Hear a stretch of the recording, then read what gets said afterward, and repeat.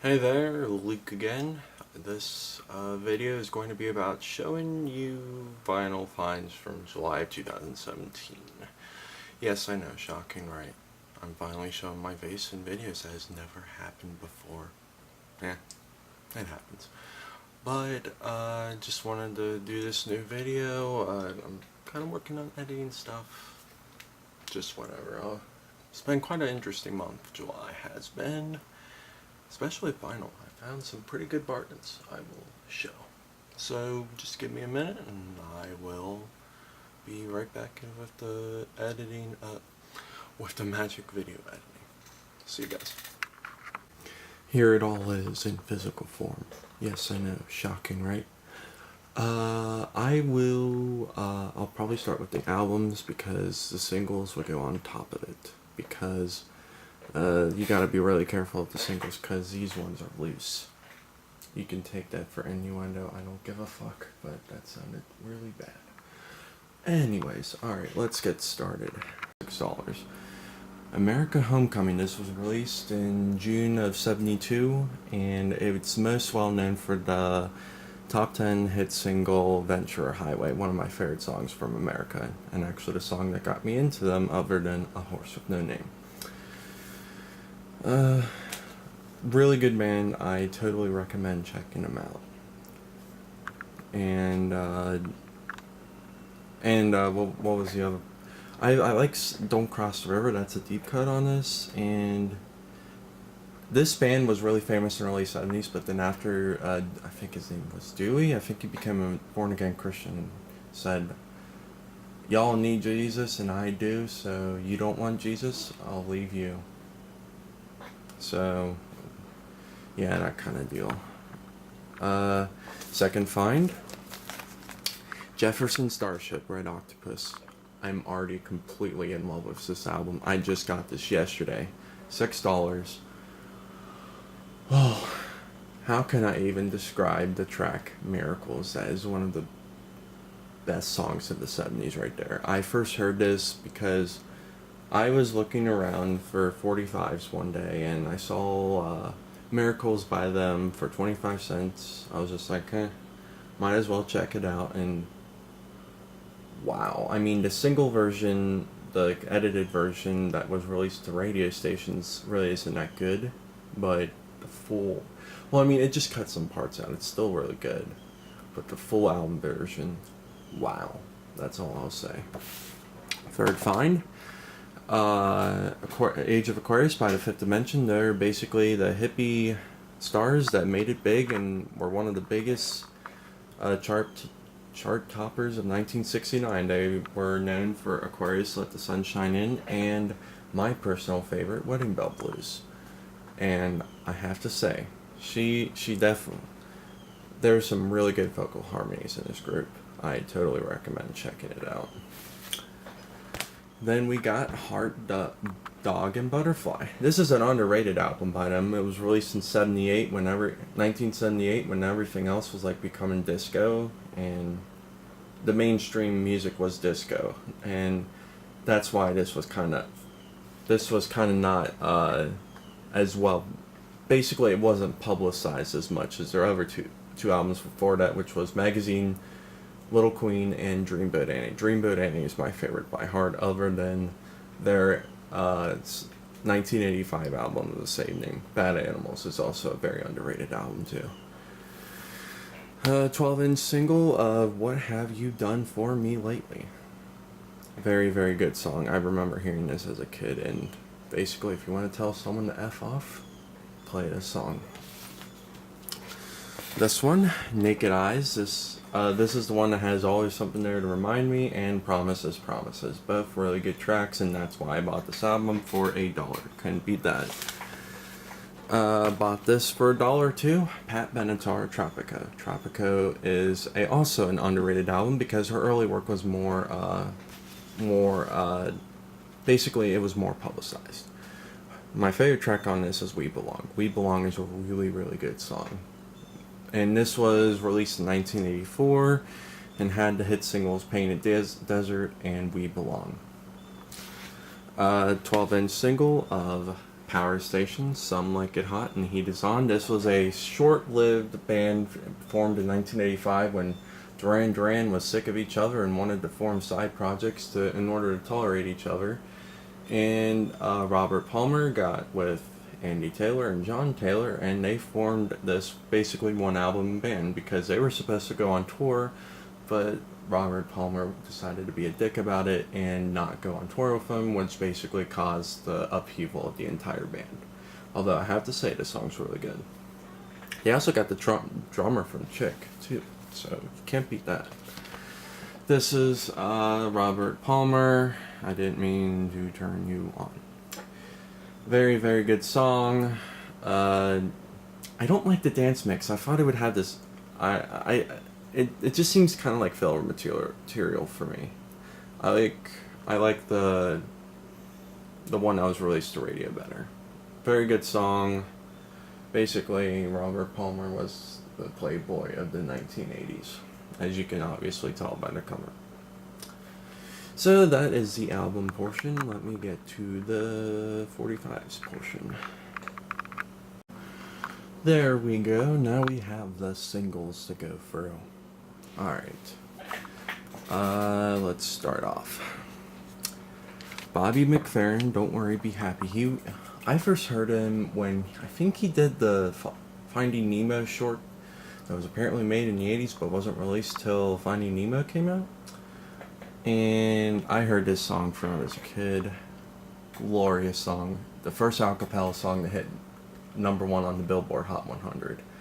It hit #1, I think, late September, early October 1988. Really good song, too. Let's Stay Together by Al Green. Self-explanatory. Very, very good song. And I have great respect for him. This song is probably my favorite by him. Shannon, Let the Music Play. One of the catchiest dance songs of 1984. And she was really only a one-hit wonder. She was really only known for this song, but this song's really, really good. American Pie, Part 1 by Don McLean. This song is about the February 3rd, 1959 crash that killed such acts, most famously Buddy Holly. And this song is all about the events with that and about his widowed bride and Bye Bye Miss American Pie, drove a Chevy to the levee, but bye bye Miss American Pie, he took a Chevy to the levee. I forget the good old boys were drinking whiskey and wine and singing, wouldn't this be a good... Oh, yeah, I get it now. But this was common in 45s, that one part of the song would be on one side, another part would be on this side. 50 cents. Couldn't beat that. This was also from yesterday, too. In My House by the Mary Jane Girls. Self-explanatory band name. Rick James apparently named it for his love of Mary Jane. Good song, catchy as hell. Rick James magic, you can't beat that. Got to Give It Up by Part 1 by Marvin Gaye. This was the guy who this was the song that was basically put on their lawsuit when Rob and Thicke decided to basically do the entire song and make it his with Blurred Lines, which resulted in a lawsuit that Marvin Gaye's family estate won, which kind of was justified because it sounded exactly like this. Freeway of Love by Aretha Franklin. Aretha Franklin didn't really have a top 40 hit, and then she had a huge comeback in 1985 with her album Who's Zooming Who. This was released in July 1985 and peaked at #3 and was one of the biggest hits of her career. Also gave her 2 other top 10 singles. The Hustle by Van McCoy and the Soul City Symphony. Basically, if you want to learn how to dance, just put on this record and soon you'll at least get some kind of dance time or whatever. Basically, you know, for I don't know. I don't even know what I'm trying to say. But this song's really good, catchy. This was actually the song that made disco go mainstream, other than Rock the Boat by the Hughes Corporation. You Make My Dreams by Daryl Hall and John Oates. Another good song by them was 50 Cents, couldn't beat that. Men at Work, Who Can It Be Now? This was a song released after their smash, Down Under. And this was an Australian band that came out with that album that contained Who Can It Be Now and Down Under, and that's really all they were really known for. I mean, they had top 10 hits after that, but after I think their second album, I think that's when they broke up. Second Time Around by Shalimar. Apparently this rose to popularity because Michael Jackson declared it his favorite band, and when Michael Jackson declares a favorite band, everyone must listen to it. This was a top 10 hit in late 1979, early 1980, before everyone decided fuck disco and basically burned. Oh wait, that already happened before late 1979, but that's when everyone was sick of disco.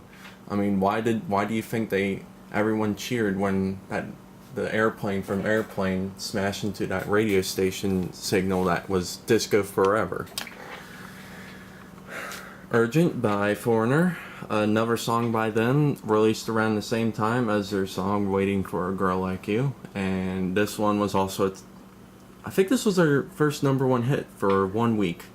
But Waiting for a Girl Like You actually spent a record 10 weeks actually, at number 2 behind Physical by Olivia Newton-John and You Make My Dreams by Hall & Oates. So this became number 1.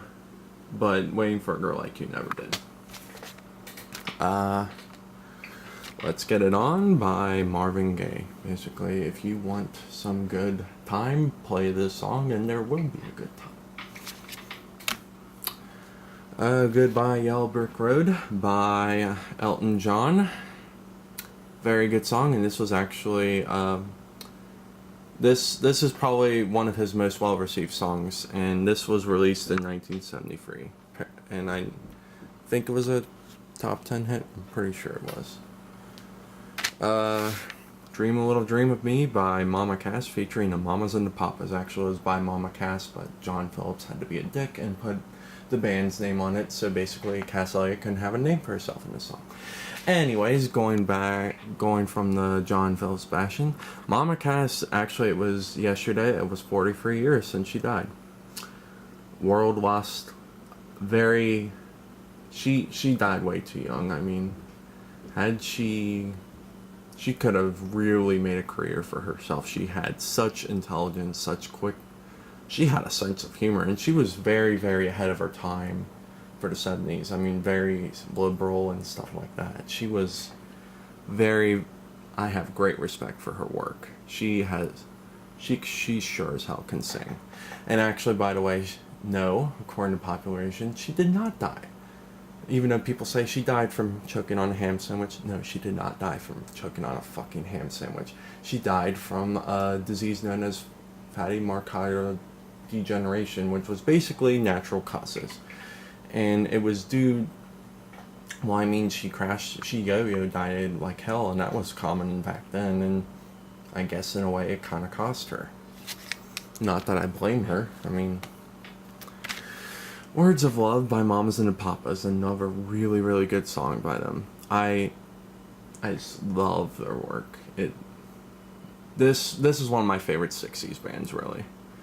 And I would totally recommend checking them out. You've probably heard the song Monday, Monday by them.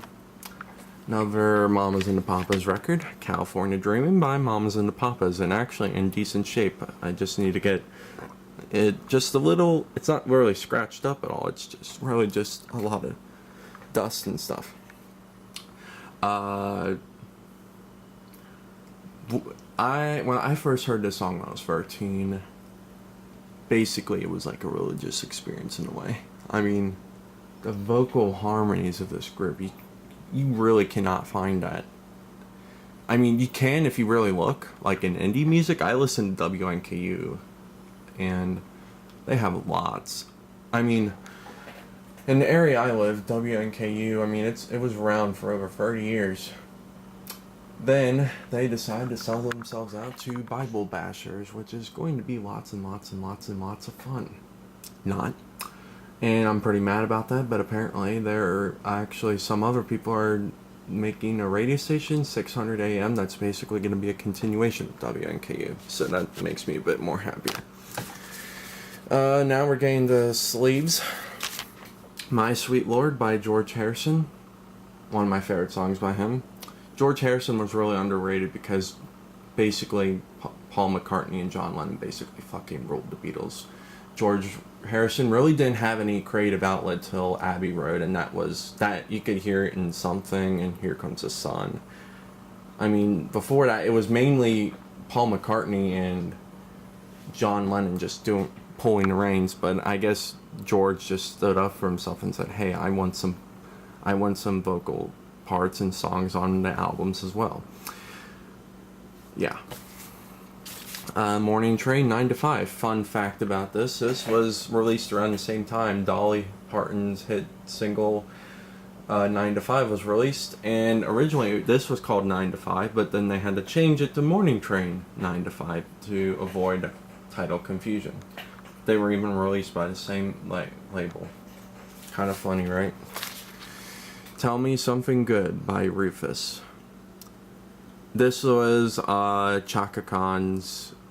She was part of Rufus for a little bit. They had their last single was in 1983 with Ain't Nobody, and that was a top 40 hit, but then they broke up after that. I think mainly because when people thought of Rufus, they mainly thought of Chaka Khan.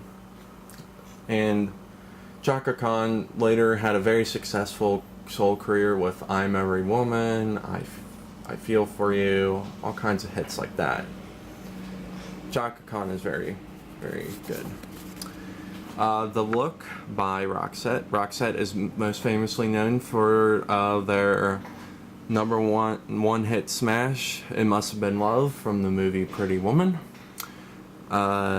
This was their first hit, and it was a top 10 hit in 1989. Very good song by them. Rick James, Give It To Me Baby. Rick James was basically the playboy of Motown Records, but since he made hit singles, they let him get away with anything, really. This was a song before Super Freak. This was a top 40 hit, and basically put Rick James on the map. He was about 30-something at this time. This was an underrated single by the Pretenders, Hymn to Her, She Will Always Carry On, released in 1986 from their album Get Close. It was a very underrated song and never charted, but I have great respect for them. This is one of my newest, and I love this discovery. West End Girls by Pet Shop Boys. I love them. They're really, really, really good band.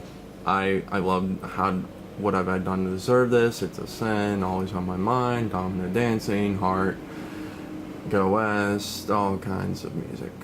They actually revived Dusty Springfield's career, and it had been long dead since her 1968 Dusty and Memphis album, which is kind of a shame. And actually, fun fact about the What Have I Done to Deserve This, which Dusty also sang duet with the Pet Shop Boys in. The record producers, when Pet Shop Boys actually came to them, they were just like, dudes, he cannot sing at all, she cannot sing at all, so you're probably not going to get anything out of her. Well, they proved them wrong, and What Have I Done to Deserve This was the biggest hit of Dusty Springfield's career. It hit number 2 on both the UK and Billboard Hot 100 chart. Patricia Russian, Forget Me Nots. This was actually deemed a failure by her commercial record label, but she said, fuck off, I'm going to release this anyway. This was a top 40 hit and one of the best well-known post-disco R&B songs of 1982. She kind of got the same vibe as Evelyn Champagne King, as you may know from this recent viral video, Love Come Down. Lisa Lisa and Cold Jam, Head to Toe. It actually isn't the record, but I couldn't resist getting the picture sleeve. One of my favorite songs by her. I heard this when I was a kid. Loved this song. Diana Ross and Lionel Richie. Endless Love. One of the biggest hits of 1982, and basically Diana Ross's final #1 hit before she just couldn't really gain momentum as much as she used to. But this song is really, really good. Very good also to duet with. In Excess, Need You Tonight. This was a big hit in early February of 1988, and I think this finished off as one of the biggest hits of 1988 as well. This was after their hit New Sensation. This is from their album Kick Like Thieves. Very, very good album. Totally recommend checking them out.